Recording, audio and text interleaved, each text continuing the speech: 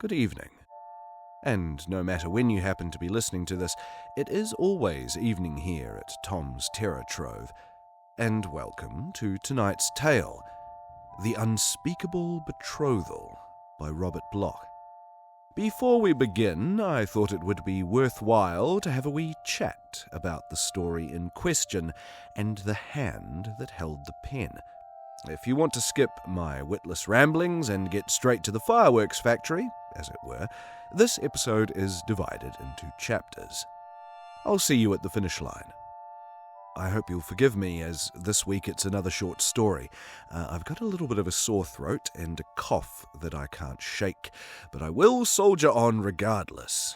The creepy denizens that cluster around and athwart the Terror Trove must be pacified. And boy, do we have a good one for you this week. I mean, they're all good, but, this week's especially good. Robert Bloch, 1917 to 1994. Now, frankly, I could end this little biography with 3 words, author of Psycho, and that would be all you need.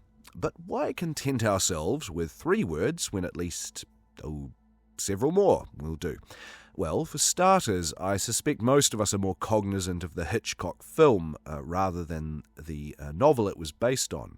And therein lies a curious facet of Bloch's career. While he began his literary life as a protege of Howard Phillips Lovecraft, being a precocious chap, he actually had his first works published in semi-professional pulps, aged 17 or so, I believe. In his later career, though, he moved away from the cosmic and towards crime and psychological horror.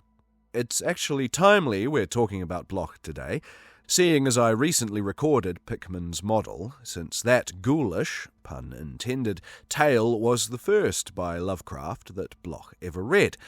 In school, I was forced to squirm my way through the works of Oliver Wendell Holmes, James Lowell, and Henry Wadsworth Longfellow. In Pickman's Model, the ghouls ate all 3. Now that, I decided, was poetic justice. Thus saith Robert Bloch. We've actually encountered this author's work on Tom's Terror Trove before, in The Shambler from the Stars, which he wrote, and The Haunter of the Dark, which features his literary stand-in. I have no doubt that the next season of TTT will feature the finale of that triptych, The Shadow from the Steeple. The Unspeakable Betrothal is a Lovecraft pastiche, although I don't use this term in the pejorative sense, simply that it is imitative. It's an excellent imitation, and the second of our stories to feature a female protagonist, although for the Vanderlark, which was last week, I suppose that's a bit of a stretch. It's a deft little exploration of what makes the entities of the Cthulhu Mythos truly alien, perhaps neither good nor bad. So, without further ado, I give you The Unspeakable Betrothal.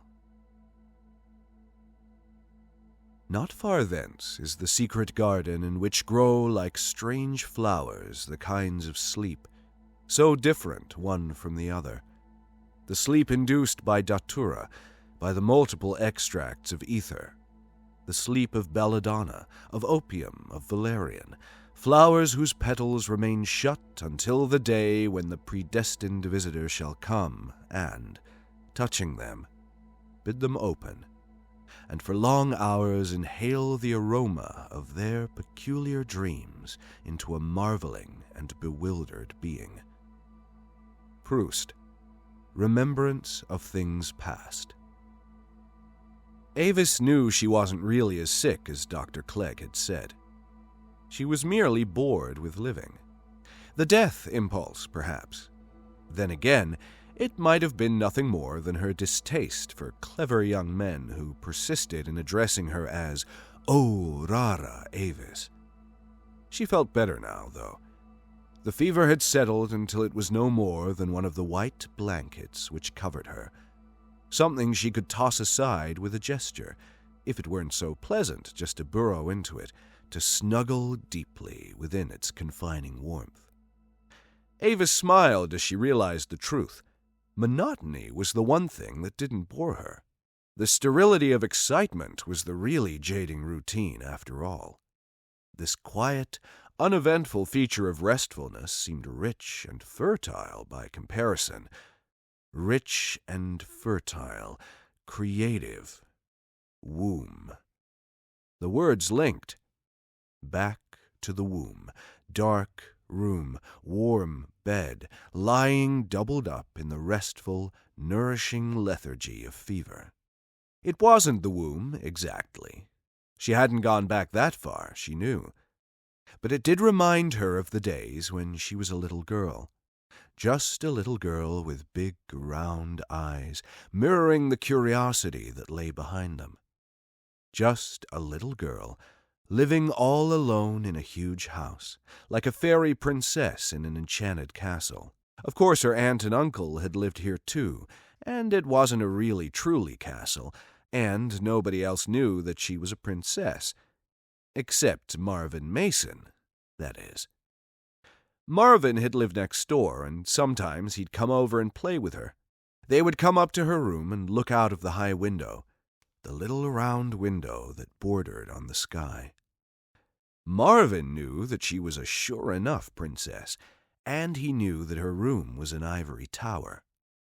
The window was an enchanted window, and when they stood on a chair and peeked out, they could see the world behind the sky. Sometimes she wasn't quite sure if Marvin Mason honest and truly saw the world beyond the window. Maybe he just said he did because he was fond of her.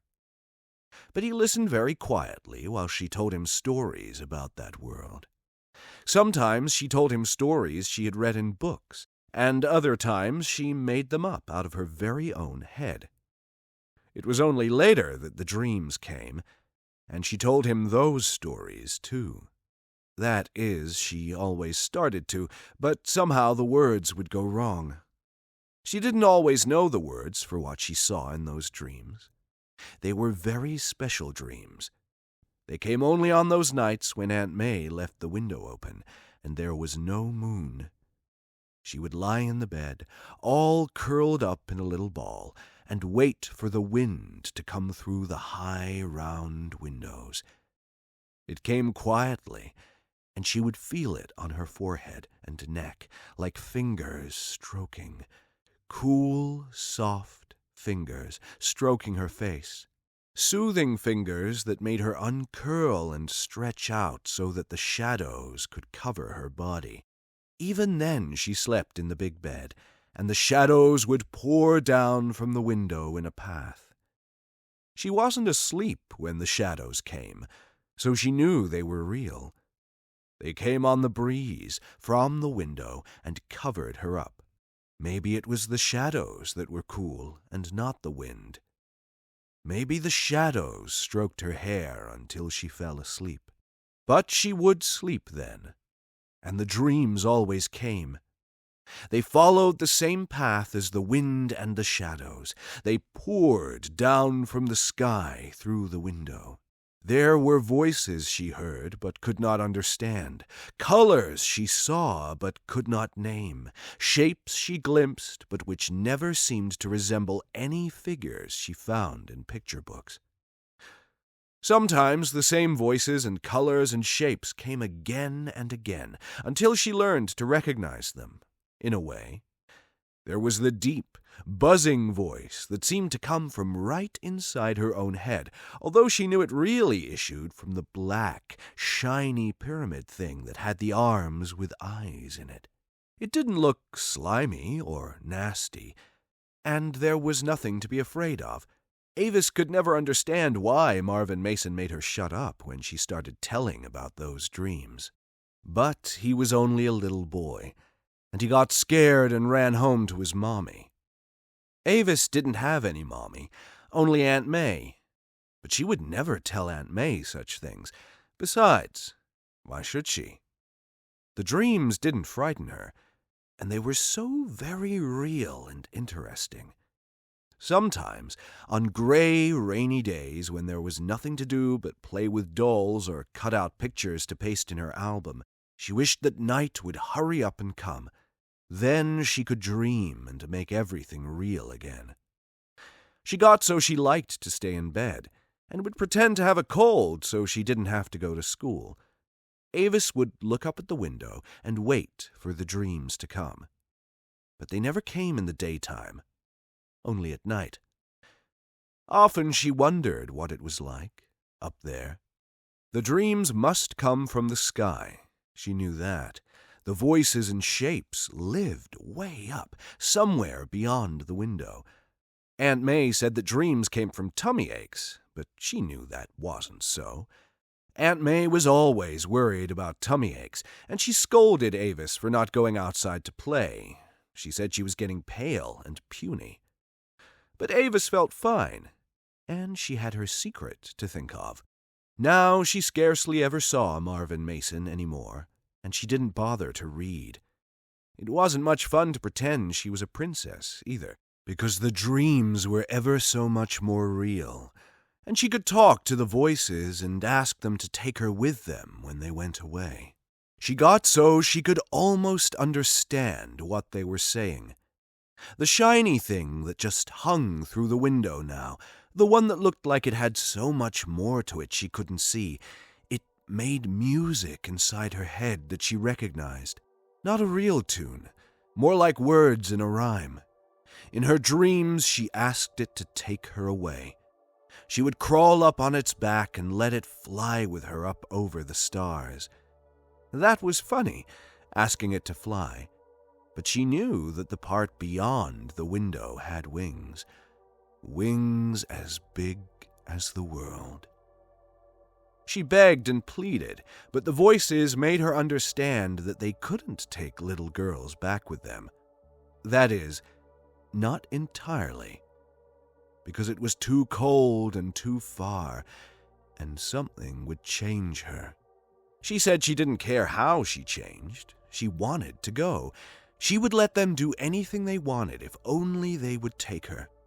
It would be nice to be able to talk to them all the time and feel that cool softness, to dream forever. One night they came to her, and there were more things than she had ever seen before. They hung through the window and in the air all over the room. They were so funny, some of them. You could see through them, and sometimes one was partly inside another. She knew she giggled in her sleep, but she couldn't help it. Then she was quiet and listening to them. They told her it was all right. They would carry her away. Only she mustn't tell anyone, and she mustn't be frightened. They would come for her soon. They couldn't take her as she was, and she must be willing to change. Avis said yes, and they all hummed a sort of music together and went away. The next morning, Avis was really and truly sick and didn't want to get up. She could hardly breathe, she was so warm, and when Aunt May brought in a tray, she wouldn't eat a bite. That night she didn't dream. Her head ached, and she tossed all night long. But there was a moon out, so the dreams couldn't get through anyway. She knew they would come back when the moon was gone again, so she waited. Besides, she hurt so that she really didn't care. She had to feel better before she was ready to go anywhere. The next day, Dr. Clegg came to see her. Dr. Clegg was a good friend of Aunt May's, and he was always visiting her because he was her guardian. Dr. Clegg held her hand and asked her what seemed to be the matter with his young lady today. Avis was too smart to say anything, and besides, there was a shiny thing in her mouth.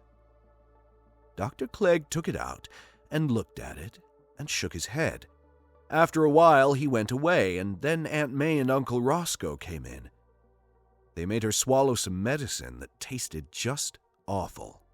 By that time, it was getting dark, and there was a storm coming outside.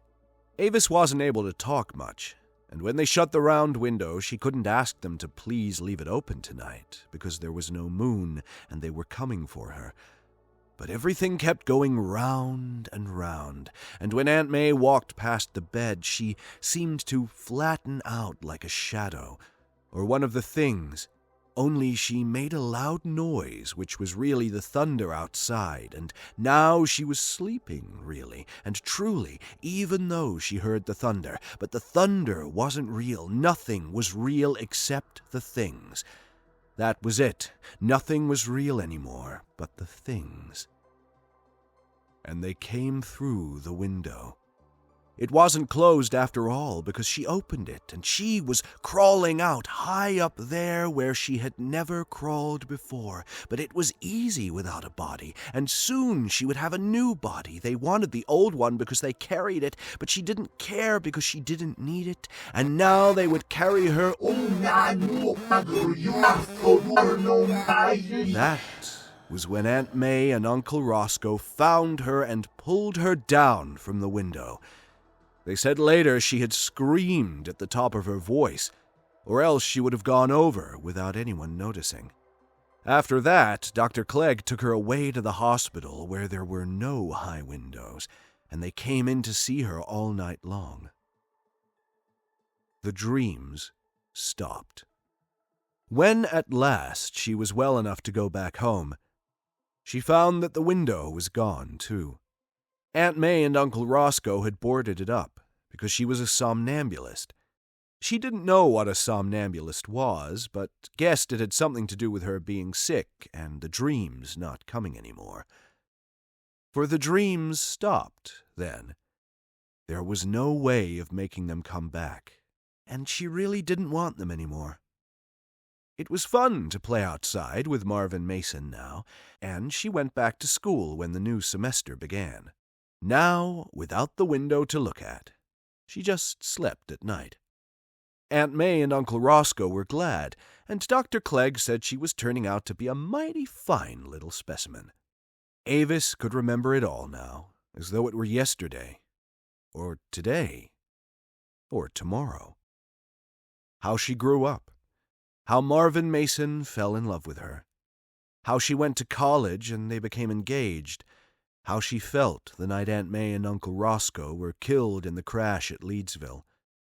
That was a bad time. An even worse time was when Marvin had gone away. He was in service now, overseas. She had stayed on all alone in the house, for it was her house now. Reba came in days to do the housework, and Dr. Clegg dropped around, even after she turned 21 and officially inherited her estate. He didn't seem to approve of her present mode of living.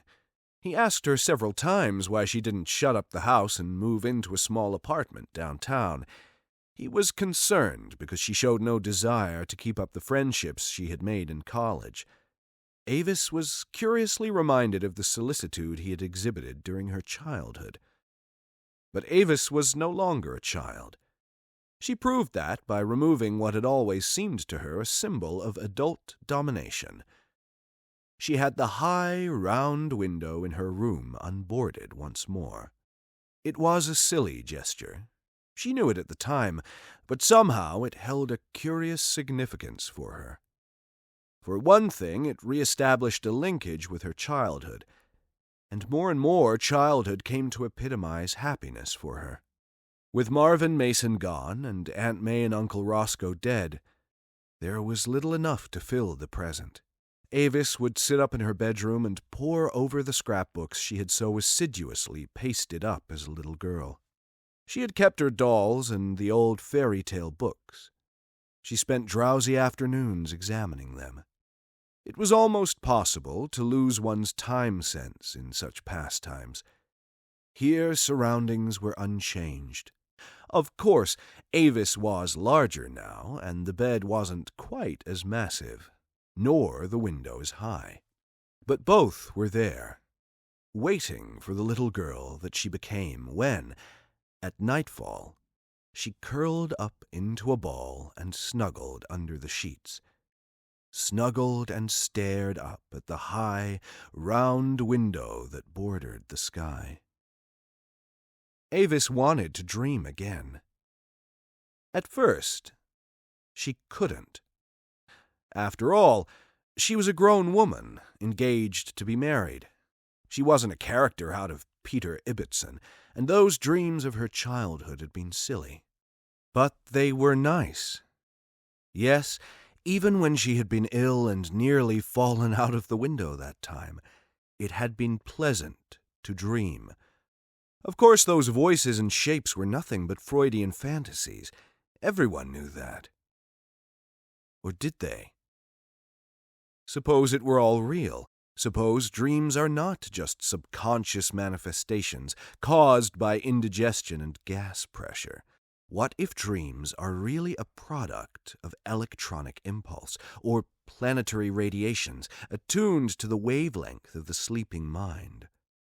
Thought is an electrical impulse.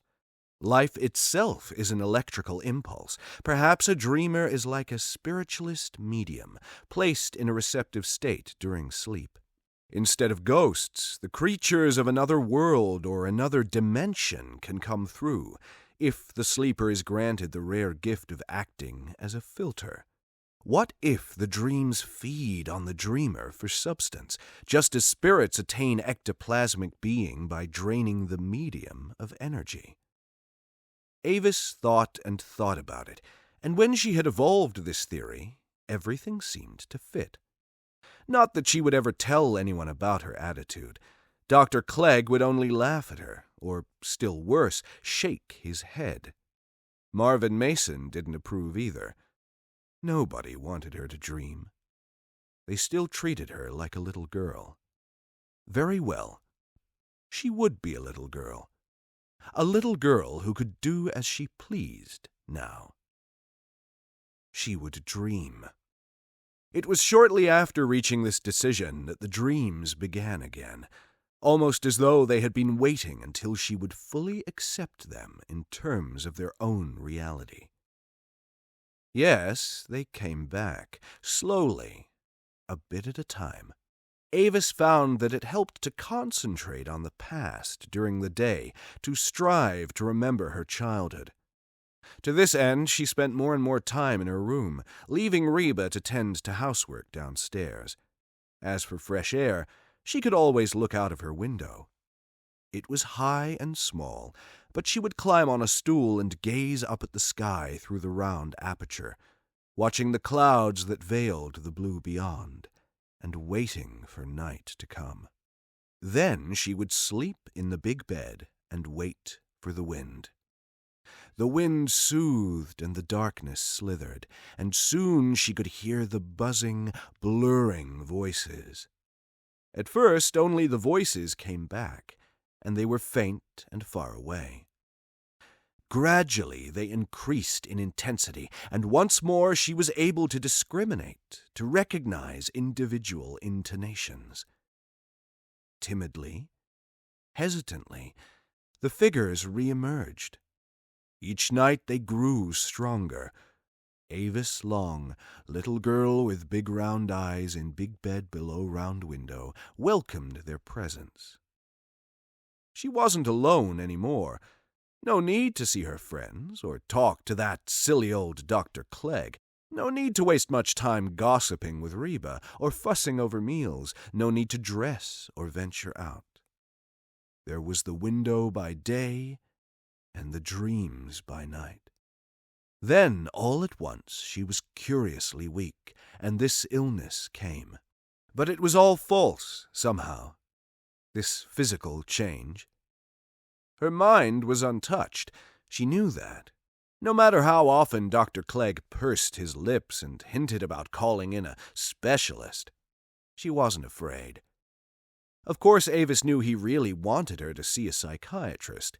The doddering fool was filled with glib patter about retreat from reality and escape mechanisms. But he didn't understand about the dreams. She wouldn't tell him either. He'd never know the richness, the fullness, the sense of completion that came from experiencing contact with other worlds. Avis knew that now. The voices and shapes that came in the window were from other worlds. As a naive child, she had invited them by her very unsophistication. Now, striving consciously to return to the childlike attitude, she again admitted them. They were from other worlds, worlds of wonder and splendor. Now they could meet only on the plane of dreams, but someday soon, she would bridge that gap. They whispered about her body. Something about the trip, making the change. It couldn't be explained in their words, but she trusted them. And after all, a physical change was of slight importance contrasted with the opportunity. Soon she would be well again, strong enough to say yes. And then they would come for her when the moon was right. Until then, she could strengthen the determination and the dream. Avis Long lay in the great bed and basked in the blackness that poured palpably through the open window. The shapes filtered down, wriggling through the warps, feeding upon the night, growing, pulsing, encompassing all. They reassured her about the body, but she didn't care, and she told them she didn't care because the body was unimportant, and yes, she would gladly consider it an exchange if only she could go and she knew she belonged.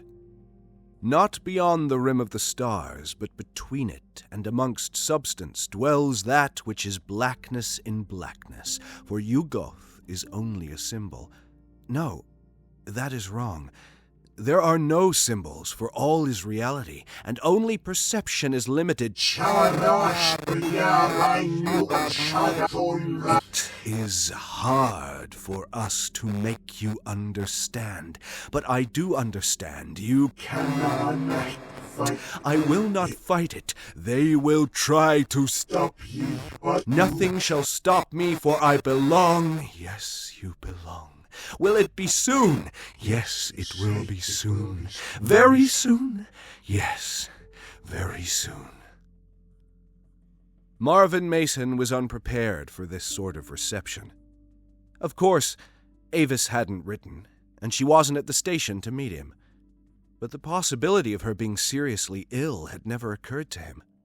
He had come to the house at once, and it was a shock when Dr. Clegg met him at the door. The old man's face was grim, and the tenor of his opening remarks still grimmer. They faced each other in the library downstairs, Mason self-consciously diffident in khaki, the older man a bit too professionally brusque. "Just what is it, Doctor?" Mason asked. "I don't know. Slight, recurrent fever, listlessness, and I've checked everything. No TB, no trace of low-grade infection. Her trouble isn't organic." "You mean something's wrong with her mind?" Dr. Clegg slumped into an armchair and lowered his head. "Mason, I could say many things to you. About the psychosomatic theory of medicine, about the benefits of psychiatry, but never mind. It would be sheer hypocrisy. I've talked to Avis. Rather, I've tried to talk to her. She won't say much. But what she does say disturbs me. Her actions disturb me even more. You can guess what I'm driving at, I think, when I tell you that she is leading the life of an 8-year-old girl, the life she did lead at that age." Mason scowled. "Don't tell me she sits in her room again and looks out of that window." Dr. Clegg nodded. "But I thought it was boarded up long ago. Because she's a somnambulist and—" "She had it unboarded several months ago, and she is not, never was, a somnambulist." "What do you mean?" "Avis Long never walked in her sleep. I remember the night she was found on that window's edge, not ledge, for there is no ledge. She was perched on the edge of the open window, already halfway out, a little tyke hanging through a high window. But there was no chair beneath her, no ladder, no way for her to climb up. She was simply there." Dr. Clegg looked away before continuing. "Don't ask me what it means. I can't explain, and I wouldn't want to. I'd have to talk about the things she talks about, the dreams and the presences that come to her, the presences that want her to go away. Mason, it's up to you. I can't honestly move to have her committed on the basis of material evidence. Confinement means nothing to them. You can't build a wall to keep out dreams. But you can love her. You can save her. You can make her well. Make her take an interest in reality. Oh, I know it sounds mawkish and stupid, just as the other sounds wild and fantastic. Yet it's true. It's happening right now to her.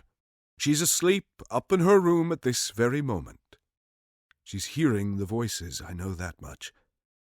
Let her hear your voice. Mason walked out of the room and started up the stairs. But what do you mean, you can't marry me? Mason stared at the huddled figure in the swirl of bedclothes. He tried to avoid the direct stare of Avis Long's curiously childlike eyes, just as he avoided gazing up at the black, ominous aperture of the round window. I can't. That's all, Avis answered. Even her voice seemed to hold a childlike quality. The high, piercing tones might well have emanated from the throat of a little girl. A tired little girl, half asleep and a bit petulant about being abruptly awaked. But our plans, your letters. I'm sorry, dear. I can't talk about it. You know I haven't been well. Dr. Clegg is downstairs. He must have told you. But you're getting better, Mason pleaded. You'll be up and around again in a few days. Avis shook her head. A smile, the secret smile of a naughty child, clung to the corners of her mouth. You can't understand, Marvin. You never could understand. That's because you belong here. A gesture indicated the room. I belong somewhere else. Her fingers stabbed unconsciously toward the window. Marvin looked at the window now. He couldn't help it. The round black hole that led to nothingness. Or something. The sky outside was dark, moonless. A cold wind curled about the bed. Let me close the window for you, dear, he said, striving to keep his voice even and gentle. No. But you're ill. You'll catch cold. That isn't why you want to close it. Even in accusation, the voice was curiously piping. Avis sat bolt upright and confronted him. You're jealous, Marvin. Jealous of me. Jealous of them. You would never let me dream. You would never let me go. And I want to go. They're coming for me. I know why Dr. Clegg sent you up here. He wants you to persuade me to go away. He'd like to shut me up, just as he wants to shut the window. He wants to keep me here because he's afraid. You're all afraid of what lies out there. Well, it's no use. You can't stop me. You can't stop them. Take it easy, darling. Never mind. Do you think I care what they do to me, if only I can go? I'm not afraid. I know I can't go as I am now. I know they must alter me. There are certain parts they want for reasons of their own. You'd be frightened if I told you. But I'm not afraid. You say I'm sick and insane. Don't deny it. Yet I'm healthy enough, sane enough to face them and their world. It's you who are too morbid to endure it all. Avis Long was wailing now, a thin, high-pitched wail of a little girl in a tantrum. You and I are leaving this house tomorrow, Mason said. We're going away. We'll be married and live happily ever after, in good old storybook style. The trouble with you, young lady, is that you've never had to grow up. All this nonsense about goblins and other worlds. Avis screamed. Mason ignored her. Right now, I'm going to shut that window, he declared. Avis continued to scream. The shrill ululation echoed on a sustained note as Mason reached and closed the round pane of glass over the black aperture.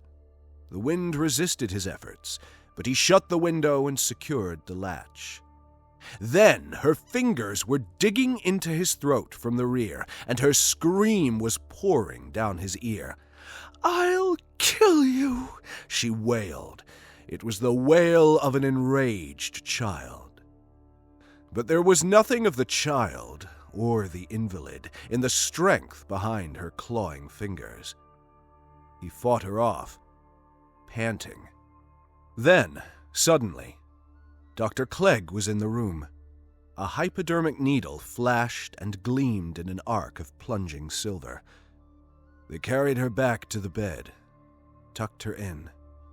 The blankets nestled about the weary face of a child in sleep. The window was closed tightly now.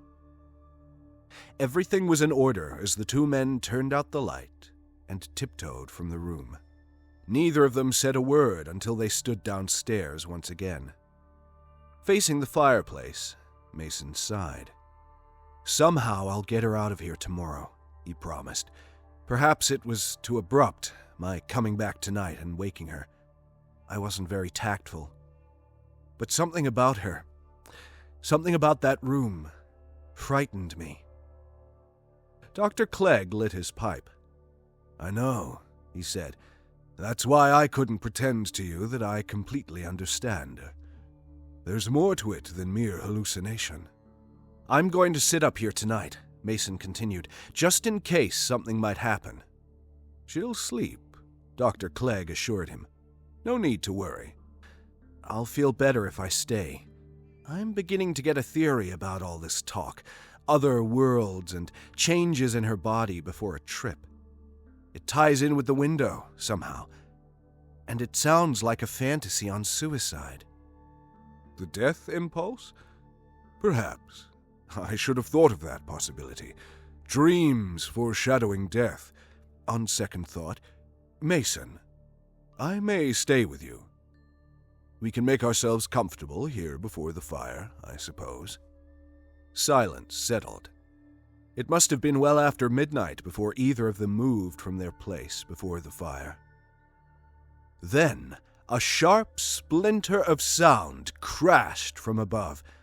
Before the tinkling echo died away, both men were on their feet and moving toward the stairway. There was no further noise from above, and neither of them exchanged a single word. Only the thud of their running footsteps on the stairs broke the silence. And as they paused outside Avis Long's room, the silence seemed to deepen in intensity. It was a silence palpable, complete, accomplished. Dr. Clegg's hand darted to the doorknob, wrenched it ineffectually. "Locked," he muttered. "She must have gotten up and locked it." Mason scowled. "The window? Do you think she could have—" Dr. Clegg refused to meet his glance. Instead, he turned and put his massive shoulder to the door panel. A bulge of muscle ridged his neck. Then the panel splintered and gave way. Mason reached around and opened the door from inside.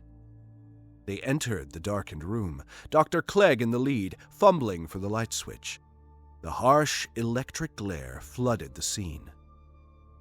It was a tribute to the power of suggestion that both men glanced not at the patient in the bed, but at the round window high up on the wall. Cold air streamed through a jagged aperture, where the glass had been shattered, as though by the blow of a gigantic fist. Fragments of glass littered the floor beneath, but there was no trace of any missile, and obviously the glass had been broken from the outer side of the pane. "The wind," Mason murmured, weakly, but he could not look at Dr. Clegg as he spoke. For there was no wind, only the cold, soft breeze that billowed ever so gently from the nighted sky above. Only the cold, soft breeze, rustling the curtains and prompting a saraband of shadows on the wall, shadows that danced in silence over the great bed in the corner. The breeze and the silence and the shadows enveloped them as they stared now at the bed. Avis Long's head was turned toward them on the pillow. They could see her face quite plainly, and Dr. Clegg realized, on the basis of experience, what Mason knew instinctively. Avis Long's eyes were closed in death. But that is not what made Mason gasp and shudder, nor did the sight of death alone cause Dr. Clegg to scream aloud. There was nothing whatsoever to frighten the beholder of the placid countenance turned toward them in death. They did not scream at the sight of Avis Long's face. Lying on the pillow of the huge bed, Avis Long's face bore a look of perfect peace. But Avis Long's body was gone.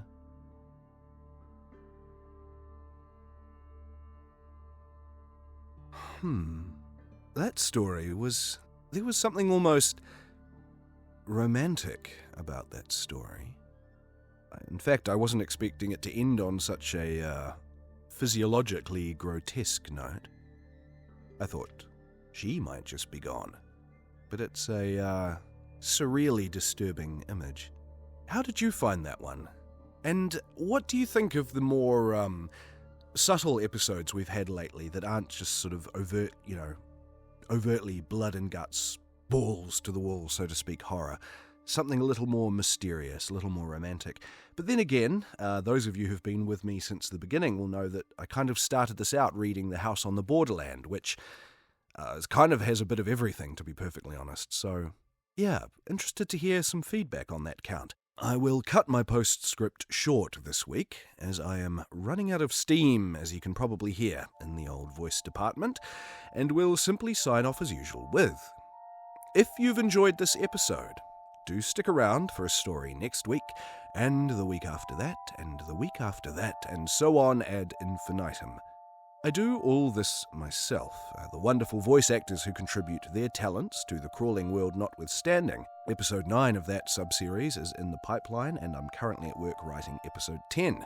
So, if you'd like to toss a few coins into the cup to keep the lights on, help with podcast hosting, the use of the music subscription service, I would be ever so grateful. There's a Ko-fi or Ko-fi link in the description of this episode. And with that, I will bid you good night and farewell for now. Take care, everybody. It's a scary world out there.